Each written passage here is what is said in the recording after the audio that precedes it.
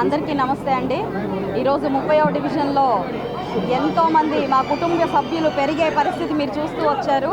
అంటే ఏం లేదు, అవతలి పార్టీ నుంచి మన కూటమిలోకి ఎంతోమంది యువత నాయకులు మరియు అభిమానులు జాయిన్ అవ్వడం జరిగింది. దానికి ఏకైక కారణం ఈ అరాచక ప్రభుత్వం నుంచి భరించలేక బయటికి రావడం.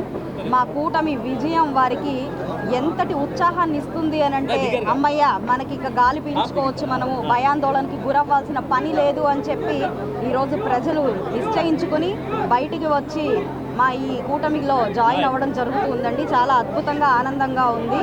మీరు గడిచిన 5 ఏళ్లుగా తీసుకుంటే, మన గుంటూరు పరిస్థితినే తీసుకుంటే, ఎక్కడా కూడా రోడ్లు కానివ్వండి, మౌలిక వసతులు కూడా లేకుండా సతమతం అయిపోతుంది మన గుంటూరు పరిస్థితి. అంటే అర్థం చేసుకోండి, ఇంతమంది ప్రజలు ఉన్నారు, అర్థం చేసుకునే ప్రజలు ఉన్నారు, భరించే ప్రజలు ఉన్నారు, అలాగే ఎంతోమంది విఘ్నులు ఉన్నారు, ప్రొఫెషనల్స్ ఉన్నారు, వ్యాపారవేత్తలు ఉన్నారు గుంటూరు నిండా.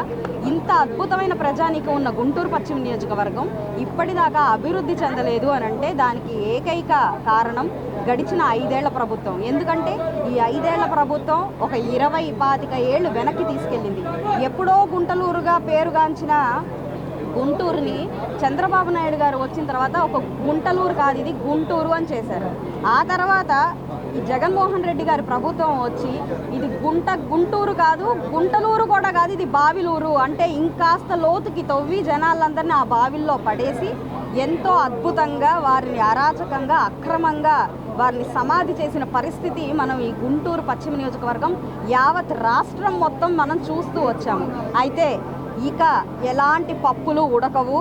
మొన్నటి దాకా ఏమేం పాయింట్లు దొరుకుతాయా, మనము మన కూటమి మీద, చంద్రబాబు నాయుడు గారి మీద, పవన్ కళ్యాణ్ గారి మీద, మోడీ గారి మీద ఏమేమి రాళ్ళు వేద్దామా, ఏమేమి మనము ఆపాదిద్దామా, అబద్ధాలు మనం సృష్టిద్దామా అని చూశారు. చిన్న విషయాలు అంటే గులకరాళ్లతో మమ్మల్ని చంపేస్తున్నారని, కోడి కత్తులు అయిపోయినాయని, కుల రాజకీయాలని, కులాలుగా మతాలుగా విడగొట్టి కేవలం రాజకీయ లబ్ధి కోసమే ఇప్పటిదాకా రకరకాల వేషాలు వేస్తూ వచ్చారు. ఇప్పుడు నిన్న నామినేషన్ ప్రక్రియ, గుంటూరు పశ్చిమలో నామినేషన్ ప్రక్రియ కానివ్వండి, పవన్ అన్న గారి ర్యాలీ చూశారు అందరూ నామినేషన్లో. ఆ ర్యాలీతో కానివ్వండి, అందరికీ ప్రభుత్వంలో ఉన్న ప్రతి ఒక్క నాయకుడికి, వైకాపా ప్రభుత్వంలో ఉన్న ప్రతి ఒక్క నాయకుడికి దిమ్మ తిరిగి మైండ్ బ్లాక్ అయిపోయింది. మనకి ఇక విజయం సాధ్యపడదు అని అర్థమైపోయింది. కాబట్టి దయచేసి నేను ప్రతి ఒక్క వైకాపా నాయకుడిని అడుగుతున్నాను, వారికి సలహా ఇస్తున్నాను. ఇక గడిచే ఈ 15 రోజుల్లో కూడా మీ ఎనర్జీని కానివ్వండి, మీ డబ్బుని కానివ్వండి వృధా చేసుకోకండి. ఇక్కడ ప్రజలెవరూ పిచ్చివాళ్ళు లేరు. మీ ప్రలోభాలకి లోబడి వారు మీకు ఓట్లేస్తారేమో అని అనుకుంటున్నారు. అలాంటి పరిస్థితి రానే రాదు. నిన్న మీరు ప్రతి ఒక్కళ్ళు రోడ్డు మీదకి వచ్చి మాకు ఆహ్వానం పలకడం చూసే ఉంటారు. ఇప్పటికే అర్థం చేసుకోండి, కొంతమంది పాప నాయకులకు అర్థమైపోయి సూట్ కేసులు సర్దుకొని వెళ్ళిపోదాం అని అనుకుంటున్నారంట. వేరే పార్టీల్లో జాయిన్ అయిపోదాంలే, మనకి వైకాపా ప్రభుత్వం మనకు వద్దు అని అనుకుంటున్నారంట. చాలా మంచి నిర్ణయం అండి. ఖచ్చితంగా మీరు గెలవరు. పాపం నామినేషన్లు వేసి బీఫామ్లు తెచ్చుకున్న వాళ్ళు కూడా ఇప్పటిదాకా ఖర్చు పెట్టిన డబ్బుకి బాధపడండి.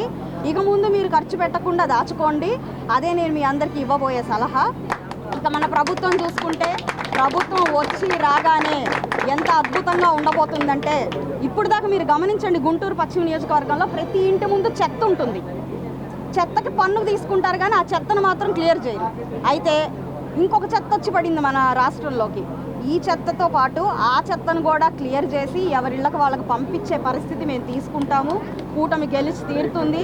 ఎక్కడికక్కడ మేము అందరినీ పారద్రోలుతాము. పరదాలు కట్టుకొని పరిగెత్తే ప్రభుత్వాలు మాకు వద్దు. ప్రజల్లోకి వచ్చి ప్రజల సమస్యల్ని తెలుసుకునే ప్రభుత్వము, నాయకులు మనకు కావాలి. ఈరోజు అది ప్రజలు చైతన్యవంతులయ్యారు. నాయకులు కూడా వాళ్ళకి తెలియపరుస్తున్నారు. ఇంతటి బలంతో మేమందరం ముందుకు సాగుతున్నాము. కాబట్టి మీరు పలాయనం చిత్తగించాల్సిందిగా ప్రతి ఒక్క నాయకుడిని కోరుకుంటూ నేను అందరికీ ఒక్కటే మనవి చేసుకుంటున్నాను, పశ్చిమ నియోజకవర్గ ప్రజలందరికీ, ఇక మీరు భయాందోళనకి గురి కాకండి. ఎందుకు ఈ మాట చెప్తున్నానంటే, మీ గేట్ల ముందు అప్పుడెప్పుడో దిష్టి బొమ్మల్లాగా స్టిక్కర్లు ఇచ్చారండి, ప్రతి ఒక్కరికి అంటించుకోవాలి అని చెప్పి. జగన్మోహన్ రెడ్డి గారి బులుగు బులుగు స్టిక్కర్లు ఇచ్చారు. ప్రతి ఇంట్లో అతికించుకున్నారు పాపం.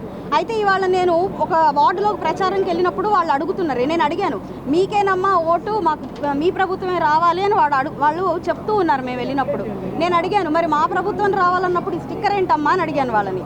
వాళ్ళు ఒకటే మాట చెప్పారు, అమ్మ ఈ స్టిక్కర్ తీస్తే మమ్మల్ని ఇళ్లలో నుంచి ఖాళీ చేపిస్తారంట, లేదంటే మాకు సంక్షేమ పథకాలు రావంట, మాకు పెన్షన్లు ఇవ్వరంట, టిట్కో ఇల్లు ఇవ్వరంట, ఇలా మాకు భయాందోళన గురి చేసి మమ్మల్ని ఇబ్బంది పెడుతున్నారమ్మా, మాకు ఇది వద్దు, మేమేదో దిష్టి బొమ్మలాగే వాడుకుంటున్నామమ్మా, అంతకమించి మాకు అభిమానం కానీ ప్రేమ కానీ ఎలాంటివి లేవమ్మా అని చెప్పి ఈరోజు వాళ్ళు చెప్పి వాపోతుంటే నాకు నవ్వొచ్చింది. ఇక మీరు చెప్తున్నాను, ఎలాంటి భయాందోళనకి గురి కాకండి, కూటమి వస్తుంది, మనం అభివృద్ధి పదంలోకి పరిగెడతాం, మన పిల్లలకి చదువులు ఉద్యోగాలు ఉంటాయి, మన ఇంట్లో పెద్దలు పిచ్చి పిచ్చి కల్తీ మద్యంతో పాడైపోరు, ఆరోగ్యవంతులు అవుతారు, అద్భుతంగా మన గుంటూరు పశ్చిమ నియోజకవర్గం పార్లమెంటు మన రాష్ట్రం ఉండబోతుంది. కాబట్టి ప్రజలందరూ ఒక తాటి మీదకు వచ్చి రేపొద్దున సైకిల్ గుర్తుకు ఓటేసి గెలిపించి మన ఘన విజయాన్ని, మన ఐకమత్యాన్ని చాటాలి అని చెప్పి కోరుకుంటూ సెలవు తీసుకుంటున్నాను.